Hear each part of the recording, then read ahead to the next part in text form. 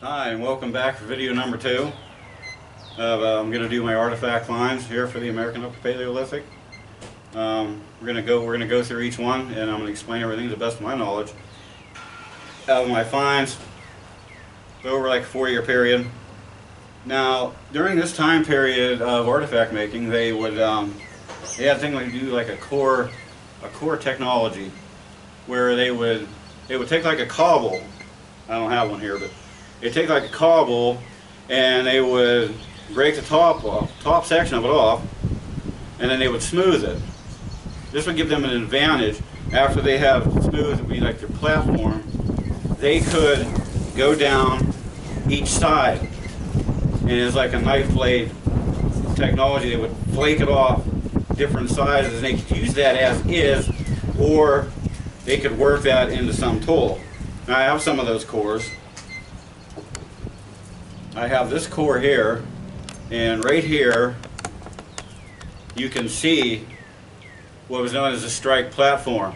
Now when you find artifacts, there should be a strike platform on it. Like, it could be really small, could be big, you know, after they work the tool, but there's generally some of the strike platform left, and as you can see here where they went down, here and here and here.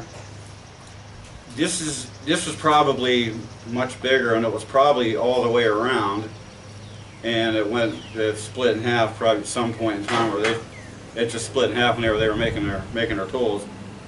This would probably be a spent one. This is what would be left, and was simply discarded, and they got a new piece of material on that one.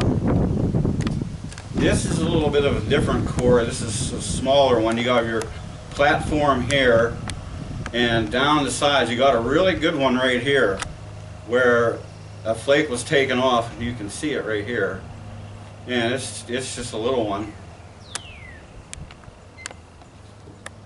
And I have another core here, the platform up on top, and it's really neat how it goes down around.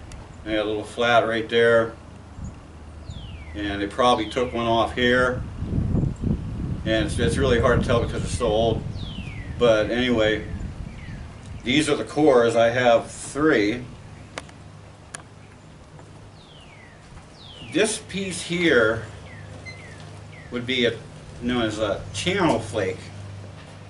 You have a round cobble, and you break off sections of it, and you get like this flake, and you can make a tool out of it, or you know, whatever. This one here was picked up in 2012. I hadn't marked very many of these, just a couple of them, so I wasn't sure what I was, you know.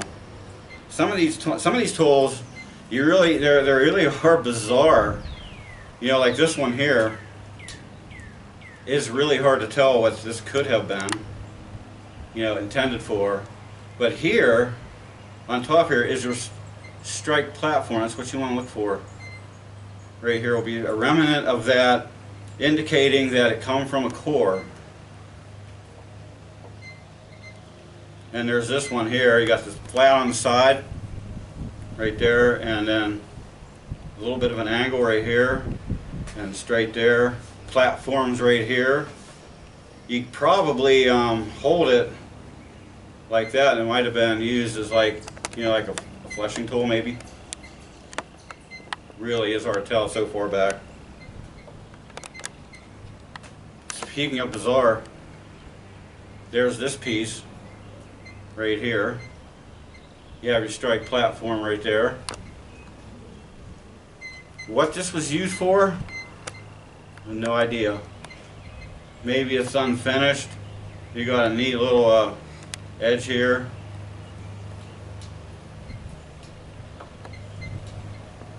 This piece, okay, strike platform is right here.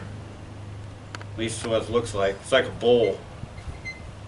I've found 1 or 2 examples of this online, exactly the same. What it is, I have no idea. But this here, for sure, looks like where the platform was. It was probably maybe, you know, like this. This was the outside and took a hit. got off and maybe like work this out somehow.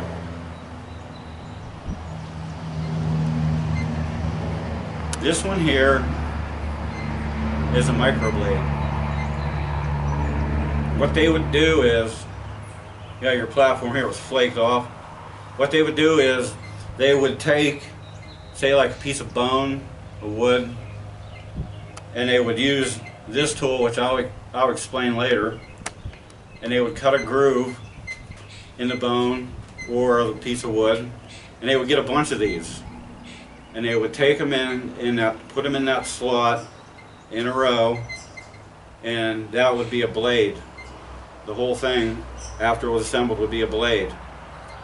This is one of those blades. I have one of these. It's the only one that I found over there. This one is an unfinished, it's not the whole way through, it's an unfinished gorget, like an adornment, is what people are thinking. We don't know, we'll probably never know what that is, but it is bored only partially through there. It's not the whole way through, but that's what they call these things. They're gorgets. Here's another one. You have your strike platform right there, and flat on here. Probably an unfinished tool, I would imagine. A lot of these were found together in a section not too far down, but they were they had an orangish red color to them. It was like a coating. That's, you know, it's different from everything else around, which is probably like a coating of maybe a red ochre. It's like a hematite. They mix it probably with clay or something, and they would paint themselves with this stuff, or they would use like a dusting over their tools for, you know, whatever reason. This one here, this is a neat one here. If I can get them to zoom in on the angle there on that, you can see it right here. They have a technique that they would use, your platforms right here, whenever they would make these. This is an unfinished willow spear point. See how thick it is? It's not done. They only got it partially done. Yeah, get my words straight there. They would flake these in a way like a cross section, so they wouldn't lose, you know, any of the size. And you can see that here across the cross section here.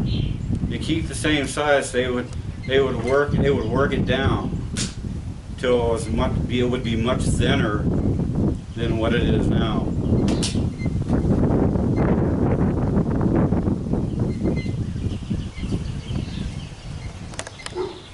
This one is a laurel leaf. See, it's flattened over here. It's an unfinished laurel leaf point. Strike platforms here. You can see you got like your angles here. That's all the further they got with it. And these are much actually smaller than what I've seen. Although there's very few examples found in, you know, within the United States. So, you know, this here would be a blade, some kind of rough shape. You got your flat and strike platform here. It's a handheld blade. You know, you can cut stuff with it. Back, you see got your angles here, but it's rough.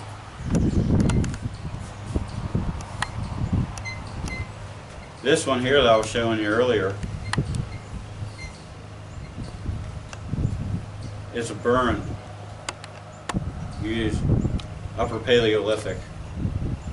You take this piece, you hold it in your hand here, and you can, like what I was saying earlier, you can take it and you can groove make your grooves, gouging point there, a burn. Pretty neat.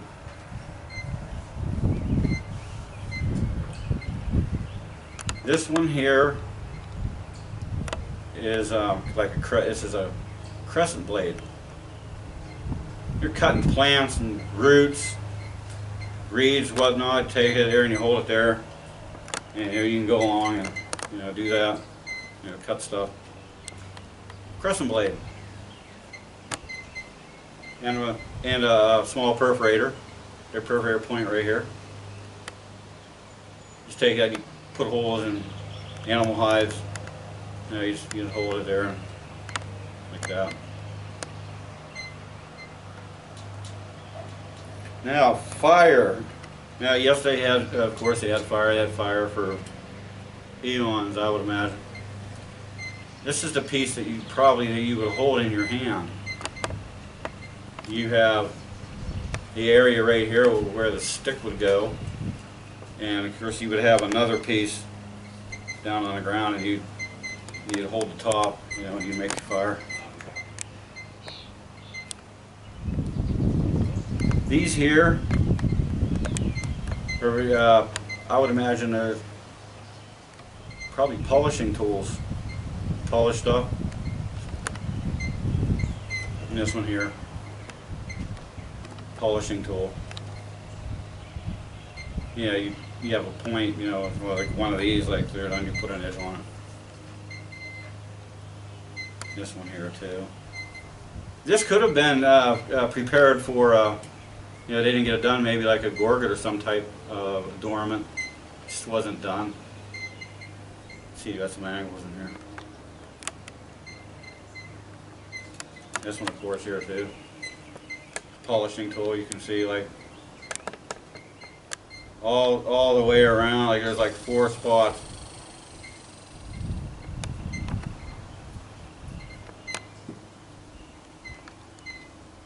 And of course, there's this one. Polishing tool. This piece is a little different. Sandstone. Like it was shaped, it was used for something. I have no idea. Most people probably wouldn't, but it was on site. You got some grooves in here.